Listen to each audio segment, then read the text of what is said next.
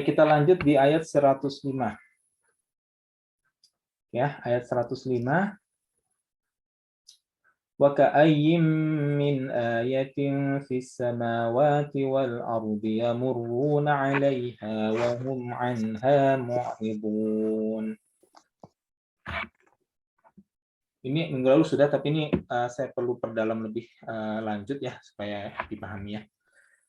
Dan banyak sekali tanda-tanda kekuasaan Allah. Wa ka'ayyin min ayatin, dan banyak sekali tanda-tanda darinya gitu ya, min ayatin, tanda-tanda kekuasaannya gitu ya, min ayatin fis samawati, di langit, wal ardi, di bumi dan di bumi, yamuruna 'alaiha, yang mereka melaluinya ya, yang muruna itu yang mereka melalui, 'alaiha, di atasnya gitu ya. Jadi mereka ketika berjalan, mereka banyak sekali melewati tanda-tanda kekuasaan Allah ya. Wahum anha mu'ridun, sedang mereka berpaling darinya atau tidak memperhatikannya ya.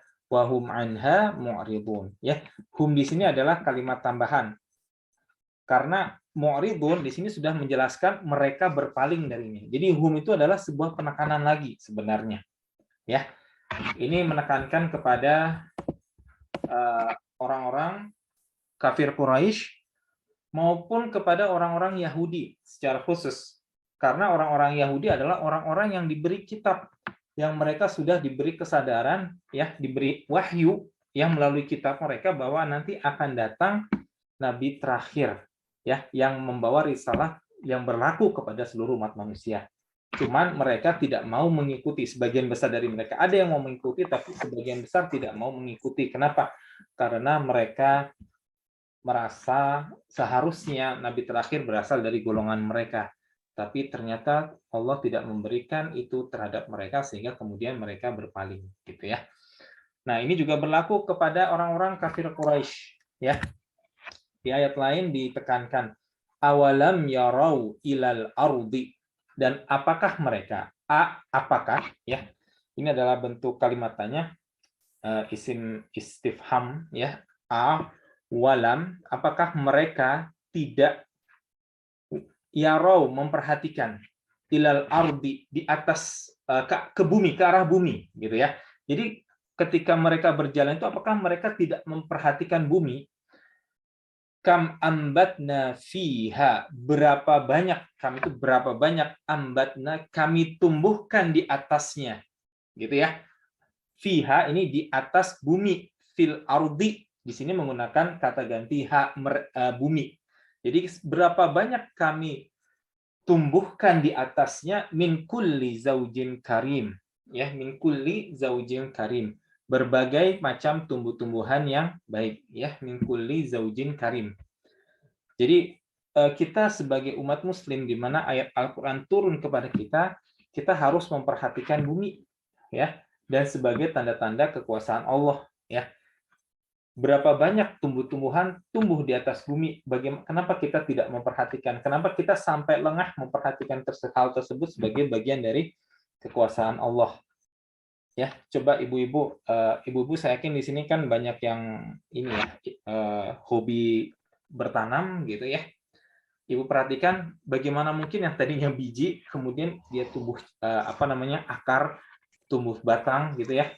Ya, ketika kita hanya memberikan siraman air dan pupuk begitu ya, maka itu adalah salah satu tanda kecil dari kekuasaan Allah ya. Kalau ibu-ibu di sini mungkin benar-benar memelihara, tapi kalau saya tidak memelihara, saya lempar saja biji, misalnya biji rambutan gitu ya, ke halaman belakang, itu tumbuh ibu, tumbuh, masya Allah. Cuman saya kadang-kadang kalau melihat sekilas, masya Allah, ini tanaman luar biasa. Saya hanya melempar sedikit benih ke halaman belakang, dia tumbuh sendiri gitu.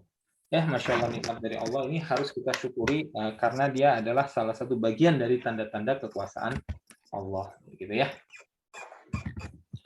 Inna, dan sesungguhnya fi dzalika ayatan, inna fi dzalika ayah, sesungguhnya pada yang demikian itu benar-benar terdapat tanda kekuasaan Allah, gitu ya. Terdapat tanda-tanda kekuasaan Allah. Wa ma kana aktsaruhum mu'minin, dan kebanyakan mereka tidak beriman, gitu ya. Kebanyakan dari mereka tidak beriman. Ya, banyak tanda-tanda kekuasaan Allah yang diberikan di atas bumi, ya. Tapi banyak di antara orang-orang tidak beriman, ya. Betapa banyak para ilmuwan itu mereka adalah salah satu bagian dari masyarakat yang sebenarnya punya akses istimewa terhadap berbagai macam ilmu alam, kan gitu ya. Tapi banyak di antara mereka yang memilih untuk tidak percaya kepada Allah, tidak percaya adanya Rabb, gitu ya. Jadi semua berjalan begitu saja ya. Menurut mereka mereka tidak bisa memikirkan apa-apa yang tumbuh di alam ini sebagai bagian dari kekuasaan Allah. Ya, sebagai seorang Muslim kita tidak boleh seperti itu.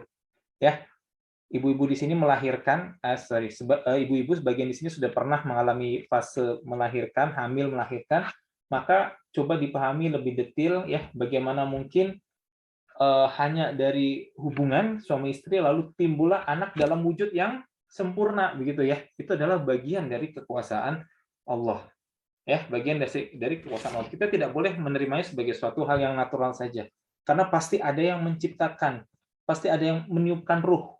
Ya, itu bukan hal yang natural karena betapa banyak suami istri yang mereka sampai mereka kemudian bercerai atau mereka sama-sama salah satu meninggal sampai akhirnya mereka tidak diberikan anak.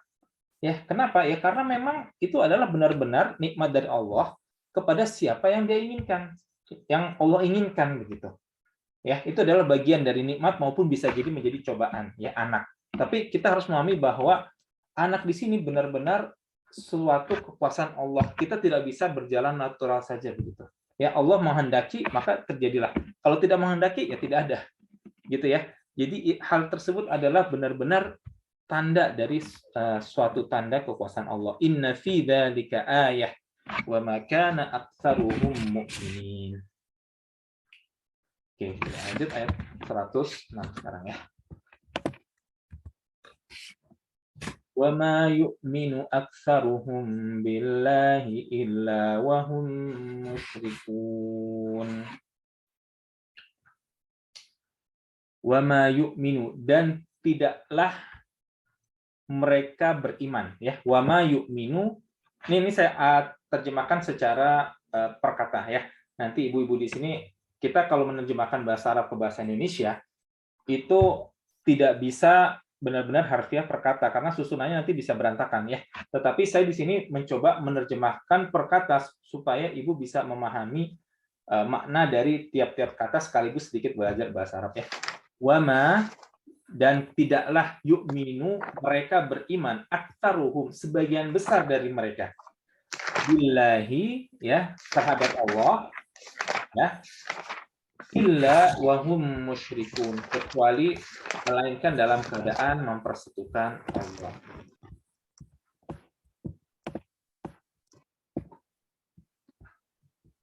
Jadi orang-orang yang mereka ini kan ini turun kepada kaum kafir Quraisy.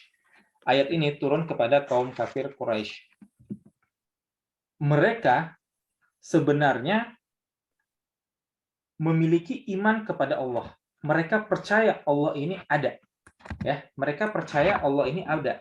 Tetapi dalam kondisi mereka percaya, beriman kepada Allah, mereka juga beriman kepada Tuhan-Tuhan selain Allah, kepada berhala-berhala mereka begitu. Ya, konteksnya di sini. Jadi kita jangan memahami bahwa orang kafir Quraisy ya, mereka tidak percaya Allah. Ya, mereka percaya pada Allah. Ya, mereka percaya kepada zat yang menciptakan alam semesta. Cuma dalam keadaan yang bersamaan mereka juga melakukan syirik ya. Di ayat Al-Ankabut ayat 61 ini sangat terkenal sekali ayatnya ya. Wala in sa'altahum man khalaqas samawati wal arda wa sakhkhara asy-syamsa wal qamara la yaqulunna Allah fa anna yufakun. Wala in sa'altahum, dan sesungguhnya jika sa'altahum, kamu tanyakan kepada mereka ya. Sa'alta itu adalah kamu menanyakan. Hum, mereka. Siapa? Kaum kafir Quraisy. Siapa yang disuruh bertanya? Rasulullah. Wala in sa'altahum, jika kamu bertanya kepada mereka, man khalaqas samawati wal ard, siapakah yang menciptakan langit dan bumi, wasakhkharash syamsa wal qamar, dan menundukkan matahari dan bulan, ya, la yaqulunallah, niscaya mereka akan menjawab Allah. Fa anna yufakun, maka betapakah mereka dapat dipalingkan dari jalan yang benar. Orang kafir Quraisy, mereka beriman kepada Allah, tetapi mereka juga menyekutukan Allah. Mereka meminta kepada selain Allah. Mereka melakukan apa ya?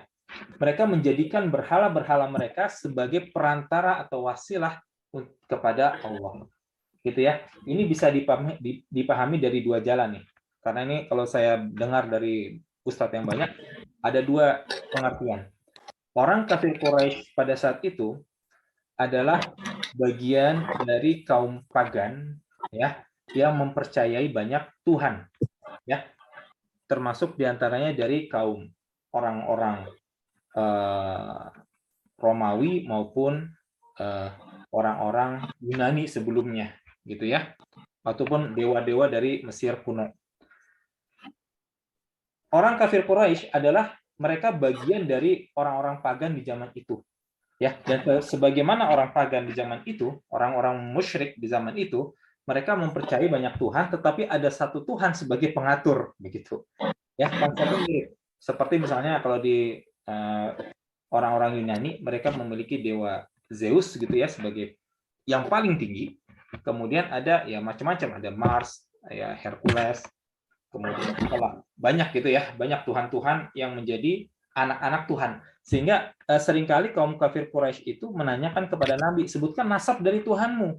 Karena pola pikir mereka adalah pola pikir seperti kaum pagan saat itu, di mana ada dewa A memiliki anak dewa B, C, D, ada anak tiri dewa E, F, G, lalu mereka saling bertarung, saling memperebutkan hegemoni, kira-kira seperti itu.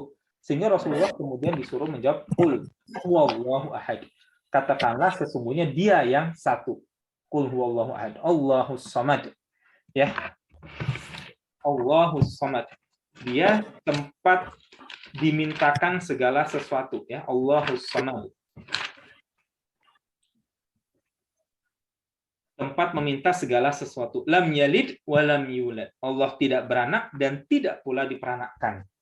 Ya. Allah tidak memiliki anak dan Allah juga bukan anak dari sesuatu, ya, suatu zat yang lain. Ya, walam yakul lahu kufuwan ahad, dan tidak ada baginya kesetaraan dengan sesuatu apapun, gitu ya. Maka Rasulullah ini membantah pemikiran syirik di kaum itu, salah satunya pertama adalah dari segi itu. Ya, kenapa? Karena kaum kafir Quraisy mempercayai banyak Tuhan, ya. Lalu kita pola pikirnya mirip dengan kaum pagan kafir Quraisy, kaum pagan di peradaban lain, gitu ya. Ada satu dewa yang paling tinggi, lalu ada anak-anaknya, gitu. Ya. Dan ini yang akan kemudian diperbaiki oleh Rasulullah selama masa kenabiannya. Itu yang pertama. Yang kedua juga ada yang pendapat bahwa ya keduanya sahih dan kita harus meninggalkan kedua bentuk syirik tersebut, ya. Mereka adalah hanya sekedar wasilah, ya, wasilah untuk meminta kepada Allah, karena mereka menganggap tidak sopan kalau langsung meminta kepada Allah. Ya, ini banyak dijelaskan juga dalam kitab Tauhid, ya, yang dijelaskan oleh Muhammad At-Tamimi, Syekh Muhammad At-Tamimi, bahwa orang-orang kafir Quraisy menjadikan berhala-berhala mereka tentu tidak meyakini bahwa berhala tersebut yang memberikan kekuatan. Ya, mereka tidak meyakini bahwa berhala-berhala tersebut tidak memiliki sifat rububiyah. Ya, tidak memiliki sifat untuk menciptakan alam semesta dan mengatur alam semesta. Tetapi orang-orang kafir Quraisy menjadikan berhala mereka sebagai perantara menuju Allah, gitu ya. Dan ini juga kemudian diperbaiki oleh Rasulullah, ya, dan para ulama setelahnya, ya, sahabat, tabi'in, tabi'in, dan ulama setelahnya, ya. Sehingga pada saat ini, ya, kita, ya, kalau hendak meminta wasilah atau perantara, maka kita bisa melalui amal perbuatan kita atau bisa menggunakan Asmaul Husna gitu ya. Jangan kepada benda mati gitu ya. Jangan kepada benda mati. Karena baik yang dulunya pernah hidup seperti nabi maupun wali ya, jangan meminta kepada mereka yang sudah wafat ya. Kalau masih hidup tentu kita bisa minta didoakan biasa, seperti kita minta didoakan oleh orang tua ya, kemudian dimintakan orang soleh yang masih hidup, itu masih boleh. Tapi kalau yang sudah wafat maka kita tinggalkan ya, karena dia sudah berada di dalam kuburnya menghadapi hisabnya ya. Maka kita tidak boleh kemudian menjadikan mereka sebagai perantara karena menganggap tidak sopan kalau minta langsung kepada Allah. Ini juga termasuk syirik. Ya. Lalu jika ditanyakan juga, wala in sa'altahum man nazzala minas sama'i ma'an fa ahya bihil ard. Dan sesungguhnya dan sesungguhnya sa'altahum, jika kamu tanyakan kepada mereka, man nazzala minas sama, siapakah yang menurunkan dari langit? Ya, man itu siapa? Nazala menurunkan, tetapi menurunkan di sini adalah menurunkan yang terus menerus. Ya nggak sekali turun hilang. Kalau itu namanya anzala, man anzala, siapa yang menurunkan langit air. Tapi man nazzala, jadi menurunkan terus menerus. Ya, minas sama'i, dari langit, ma'an, air. Ya, jadi sifat rububiyah Allah pertama ya itu adalah sebagai pencipta. Lalu yang kedua sebagai zat yang menurunkan air dari langit. Ya. Fa ahya bihil arda min ba'di mautiha, dan kemudian dengannya gitu ya. Allah fa ahya, dia menghidupkan dengan air tersebut bihil arda. Ya, jadi fa'ahya itu menghidupkan kembali, bihi, bi dengan hi di sini kembali kepada air, gitu ya.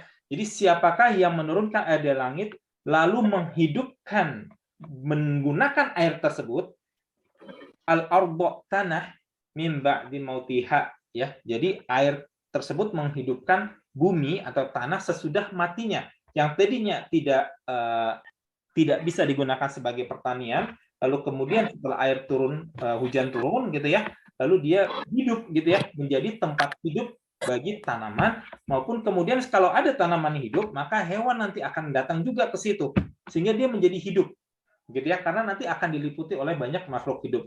Dengan sebab apa? Dengan sebab air yang diturunkan dari langit kepada ke bumi gitu ya. La yaqulunallah, niscaya mereka akan menjawab Allah. Qulil hamdulillah, katakanlah segala puji bagi Allah, bal aktsaruhum, ya, tetapi kebanyakan dari mereka la yaqilun, tidak memahaminya. Gitu ya. Jadi di sini kita memahami salah satu atau salah dua ya dari sifat rububiyah Allah, sifat ketuhanan Allah, ya. Ada sifat uluhiyah, sifat Allah sebagai zat yang diibadahi. Sifat rububiyah adalah sifat Allah sebagai Tuhan yang aktif ya, yang menciptakan, yang mengatur, yang di sini yang sudah kita pahami dari dua ayat ini ya. Pertama adalah Al-Ankabut ayat 61 tadi, Allah lah yang menciptakan langit dan bumi, menundukkan matahari dan bulan, maksudnya adalah mengatur matahari dan bulan supaya dia berada di garis edarnya gitu. Oke. Di sini Allah, salah satu sifat rububiyah Allah yang lain adalah menurunkan air dari langit lalu menghidupkan dengan air tersebut bumi sesudah matinya. Oke, ini harus dipahami bahwa ya, ini ada ulama yang agak ekstrim. Dua sisi ekstrim. Karena saya bukan ustadz, tetapi saya memahami dari banyak ustadz ya, beserta juga dilengkapi fisika, ilmu fisika. Jangan terlalu ekstrim karena ada ulama yang ekstrim di sini. Ada ulama yang mengatakan Allah yang menurunkan langit. Stop. Ya, kalau sampai sini tidak ada masalah. Cuman masalahnya ada ulama yang ini ya, mengatakan bahwa ya ulama karena cenderung mereka adalah orang-orang dengan basic agama, kemudian mengatakan bahwa tidak ada proses turunnya air dengan air menguap ya dari laut atau dari sungai lalu menjadi awan, kemudian awan ditiup oleh angin, kemudian awan berembun, lalu turunlah hujan. Ya, ulama-ulama di satu sisi yang terlalu saklek ya terhadap dohirnya ayat, ya bentuknya ayat, mereka menolak peristiwa proses awan ini. Ya, ini juga nggak boleh karena yang menciptakan proses itu juga Allah. Allah yang menciptakan proses tersebut. Itu tidak bertentangan dengan ayat ini. Ya, Allah yang menurunkan air dari langit lalu menghidupkan dengan air itu bumi sesudah matinya, kan gitu ya. Oke. Alurnya juga secara tidak langsung dijelaskan di sini. Jadi ada air ke atas langit lalu air tersebut turun ke bumi begitu. Ya. Jadi kita jangan mempertentangkan apa yang sudah menjadi pengetahuan umum. Ini pengetahuan umum sebenarnya, bukan pengetahuan fisika, karena orang-orang di zaman dulu juga sudah paham ya. Ketika sudah mulai ada tanda-tanda hujan, ya kemudian air itu yang dari awan kemudian mengembun gitu ya. Mereka sudah paham. Mereka sudah paham air itu datangnya dari mana gitu ya, di bawah angin dari tempat lain. Ya itu sebenarnya suatu pengetahuan umum sebenarnya, bukan pengetahuan khusus fisika, enggak ya. Itu pengetahuan umum. Nah, di saat sisi yang lain ada juga orang-orang yang menafikan Allah sama sekali di proses turunnya hujan. Ini juga tidak boleh, ya, karena Allah yang menurunkan di mana hujan tersebut akan turun. Ya, kita harus paham bahwa semua proses Allah menciptakan proses dalam alam ini supaya kita berpikir. Tetapi Allah yang kemudian menentukan ini mau berakhir di mana. Ya, Allah yang menciptakan hujan tersebut. Ya, Allah yang menentukan mau turun di mana, anginnya ditiupnya kemana, itu semua adalah kehendak dari Allah. Maka yang menurunkan hujan adalah Allah, tetapi ada prosesnya. Allah menciptakan proses. Sama seperti ketika kita meminta anak. Kalau kita meminta anak kepada Allah, maka kita harus melalui prosesnya, menikah, ya, memiliki istri, gitu ya, membentuk keluarga, ya, kemudian berhubungan suami istri secara sah.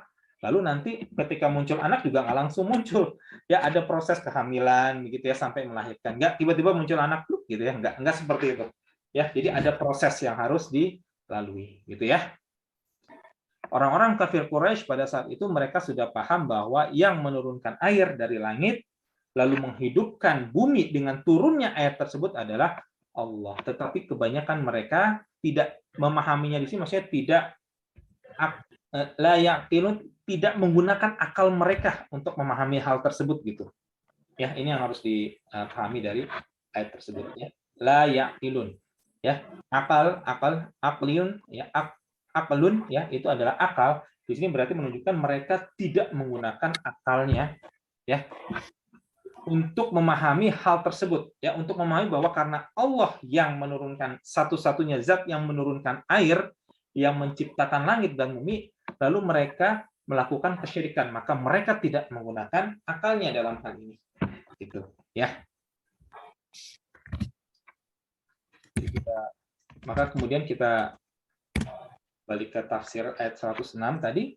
Wa id qala Luqmanu libanihi, dan ingatlah ketika Luqman berkata kepada anaknya, gitu ya. Di situ ini kalimatnya ini karena bahasa Arab struktur kalimatnya nggak terlalu mirip dengan bahasa Indonesia, ini agak tidak bisa diterjemahkan secara harfiah perkata ya, tapi intinya kira-kira wa dan id. Ingatlah ketika, remember when. Qala, dia berkata. Siapa yang berkata? Luqman. Luqman ini ada yang berbeda pendapat. Ada yang mengatakan beliau adalah nabi, ada yang mengatakan beliau ya orang hikmah, orang dengan penuh hikmah. Luqman libanihi. Luqman berkata libnihi, kepada anak laki-lakinya. Gitu ya. Di sini anaknya, tapi maksudnya di sini kalau libnihi, ibn, itu maksudnya adalah dia berkata kepada anak laki-lakinya. Luqman berkata kepada anak laki-lakinya.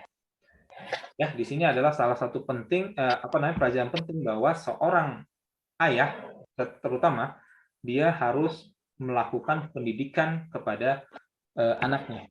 Gitu kan? Dari ayat ini. Pendidikan apa? Pendidikan tentang tauhid. Wa huwa ya'iduhu, ya. Wa huwa ya'iduhu. Dan kemudian dia memberikan pelajaran kepadanya. Wa huwa, dan dia ya'iduhu, memberikan pelajaran kepadanya. Ya.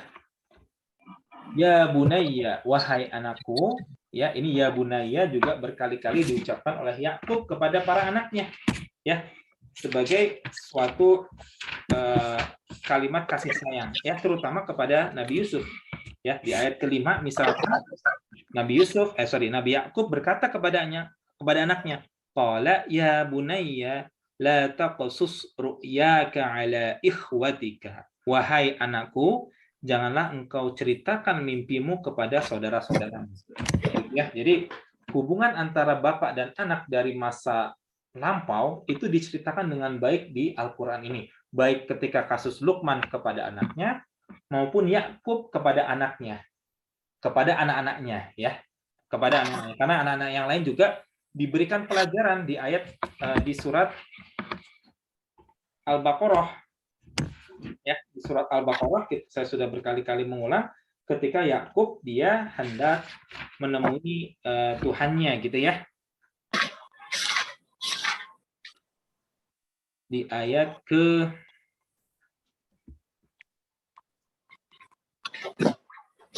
ya, nanti kita bisa cari ya di ayat ke, Masya Allah. Ya, di ayat ke-133 ya, ketika Nabi Yakub berkata kepada anaknya. Jadi cerita tentang seorang ayah yang memberikan pelajaran tauhid kepada anaknya itu di banyak tempat di Al-Qur'an itu diceritakan begitu. Salah satunya di ayat 106 ini. Ya, wa huwa ya'iduhu ya bunayya, wahai anakku, la tusyrik billah. Janganlah engkau menyekutukan Allah. Inna syirka la dzulmun azim. Sesungguhnya berbuat syirik, ya, sesungguhnya berbuat syirik, ya, dzulmun azim, adalah kezaliman yang besar. Di ayat ke-133 Nabi Yakub, ya, juga berkata kepada anak-anaknya, idz qala li banihi, ketika dia berkata kepada anak-anaknya, ma ta'buduna min ba'di, apa yang kamu sembah sepeninggalku? Qalu, mereka menjawab, na'budu ilahaka wa ilaha abaika Ibrahim wa Ismail wa Ishaq ilaha wahidah. Mereka menjawab, kami akan menyembah Tuhanmu dan Tuhan nenek moyangmu, bapak-bapakmu, Ibrahim, Ismail, Ishak, yaitu Tuhan yang Maha Esa, gitu ya. Jadi kita perintah tauhid adalah perintah yang paling utama, ya, paling utama. Dan tanpa tauhid maka tidak akan ada surga untuk kita, gitu ya.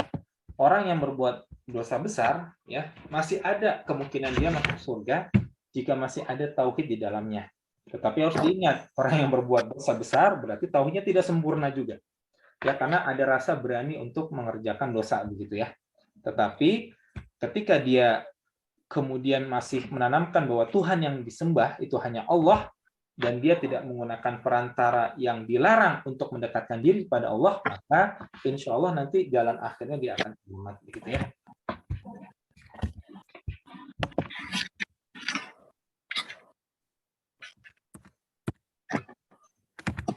Saya lanjut ayat 107 ya, sedikit lagi. Afa aminu an ta'tiyahum ghasyiyatun min 'adabillahi aw ta'tiyahumus sa'atu baghtatan wa hum la yash'urun. Afa aminu, apakah mereka merasa aman, gitu ya. Apakah mereka merasa aman?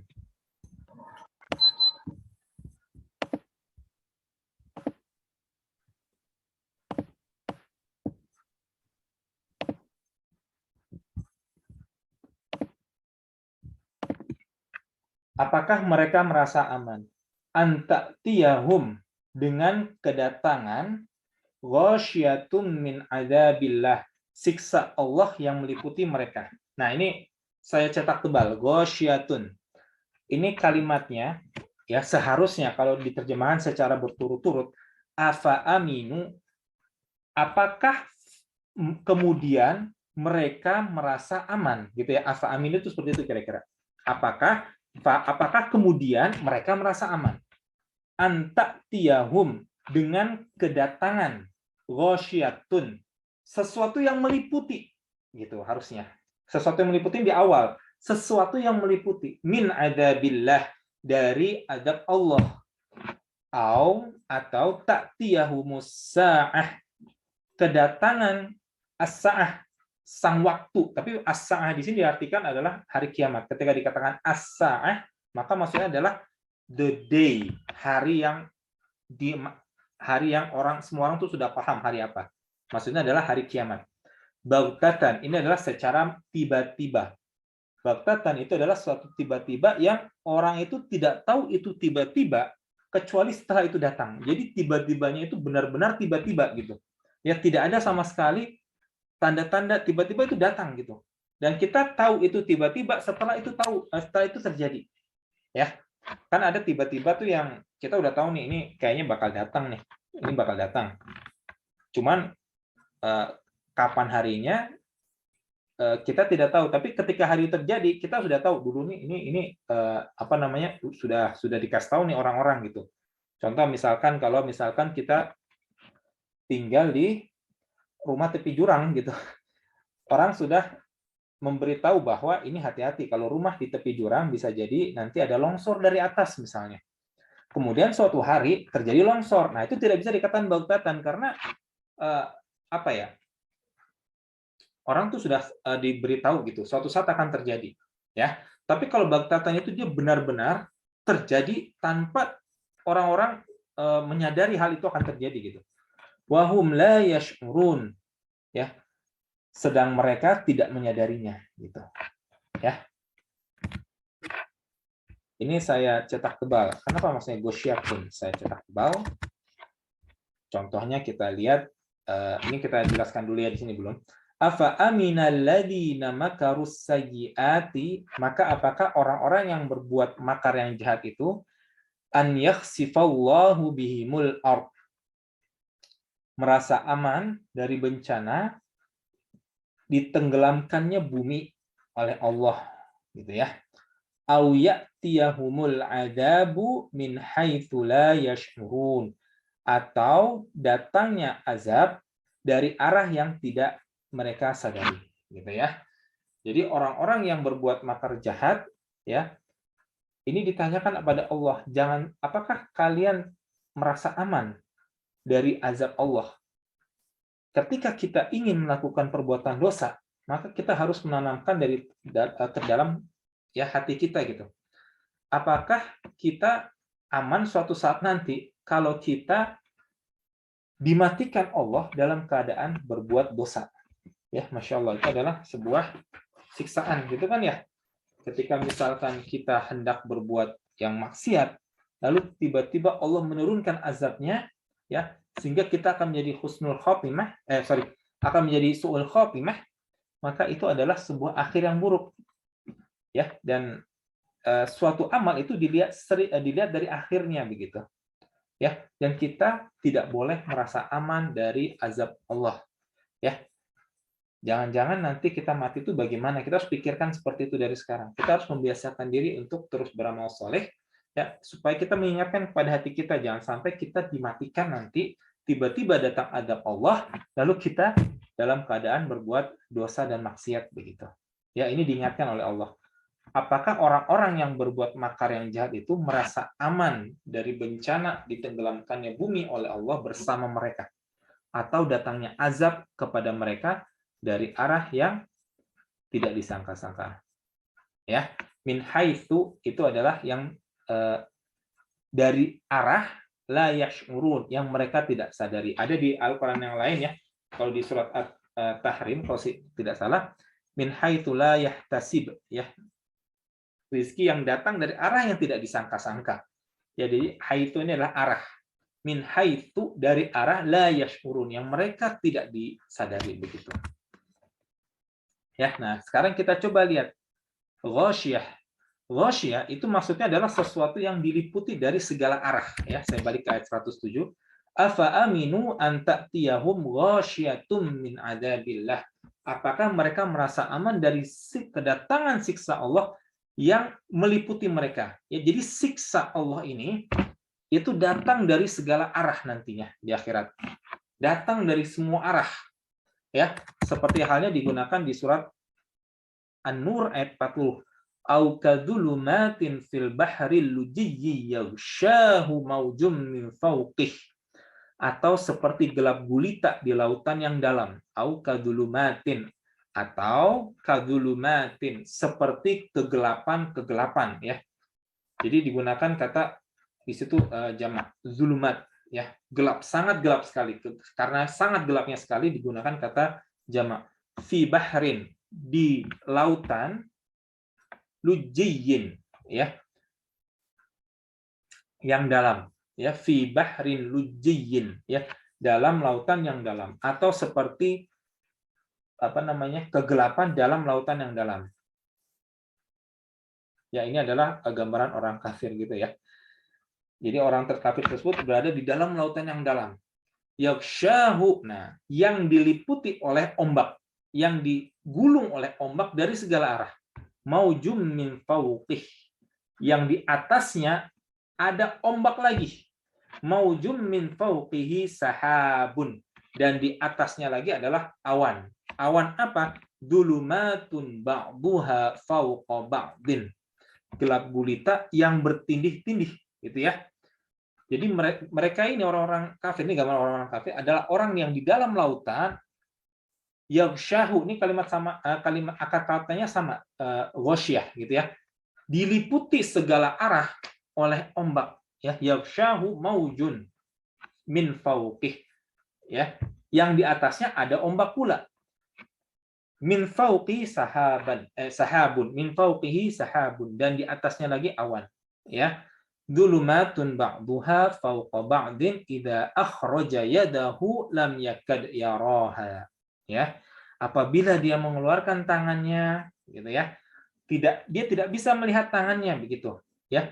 Lam yakad, dan dia tidak dapat melihat tangannya, lam yakad yaraha ya. Jadi idza akhraja yadahu, jika dia mengeluarkan tangannya, lam yakad yaraha, dia niscaya tidak bisa atau tidak dapat melihat tangan tersebut.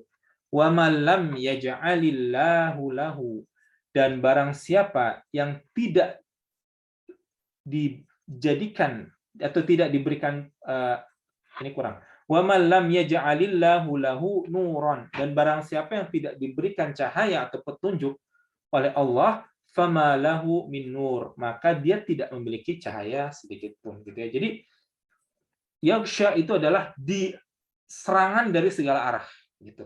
Jadi azab yang menimpa orang-orang ini ya, orang-orang yang berbuat makar jahat, yang tidak menyadari segala sesuatu yang telah diciptakan oleh Allah sebagai tanda kekuasaan Allah gitu ya. Orang-orang makar jahat ini masih nyambung dari ayat berikutnya. Siapa? Orang-orang yang dia tidak menyadari tidak menyadari kekuasaan Allah ya. Mereka tidak menyadari kekuasaan Allah. Kenapa? Karena mereka tersibukkan oleh hal lain. Ya, orang-orang ini maka mereka nantinya akan diberikan siksaan yang datang dari segala arah. Gitu. Ya, di ayat ke-107 tadi ini. Ya, orang-orang siapa? Orang-orang yang mereka tidak menyadari kekuasaan Allah, ya, sehingga mereka kafir terhadap Allah begitu. Ya, di sini kemudian ada kalimat sama ghasyiyah ya, akar katanya inna rabbakumullahu alladzi khalaqas samawati wal ard. Sesungguhnya Tuhan kamu adalah Allah. Inna rabbakumullah.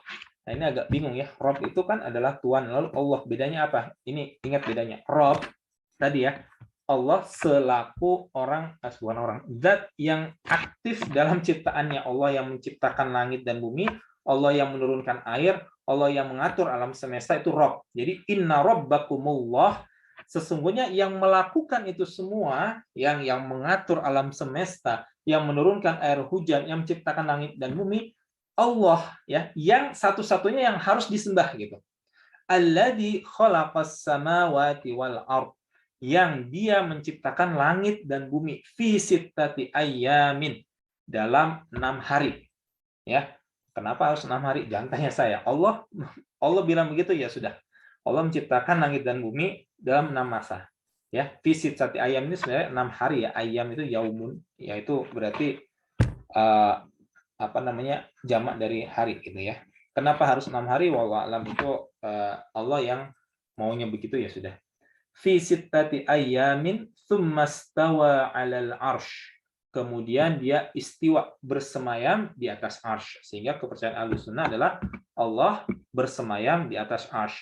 Arsy-nya bagaimana, cara bersemayamnya bagaimana, Allahu a'lam bishawab. Ya, itu Allah yang tahu. Yang jelas Allah bersemayam di atas arsy-nya gitu ya. Yughshi. Nah, yughshi. Yughshil lailan nahara yatlubuhu hafitha wasyamsa wal qamar. Dia menutupi malam kepada siang gitu ya. Jadi yughshil lailan nahara berarti malam itu meliputi siangnya. Meliputi siangnya gitu ya. Malam itu meliputi siangnya. Jadi siang itu yang tadinya terang benderang lalu malam perlahan-lahan merayap naik begitu. Kira-kira seperti itu. Ya, yughshil lailan nahara yatlubuhu hafitha wasyamsa wal qamar.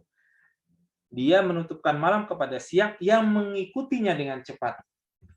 Wasyamsa wal qamar. Lalu dia menciptakan pula matahari dan bumi, wan nujuma dan bintang-bintang, musakhkharatin bi amrih, yang masing-masing tunduk kepada perintahnya.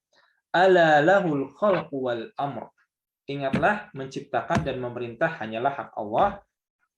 Tabarakallahu rabbul alamin. Ya, tabarakallahu ya, dan maha suci Allah rabbul alamin, Tuhan semesta alam ya. Jadi kita sudah tahu bahwa siksaan yang akan ditimpakan kepada orang-orang ini, orang-orang yang kafir terhadap kekuasaan Allah, itu nanti datangnya dari segala arah ya, datang dari segala arah ya, nanti bisa di dunia maupun di akhirat nanti gitu ya. Di ayat 107 ini tadi kan ya, afa aminu an ta'tiyahum ghasyatun min adzabillah.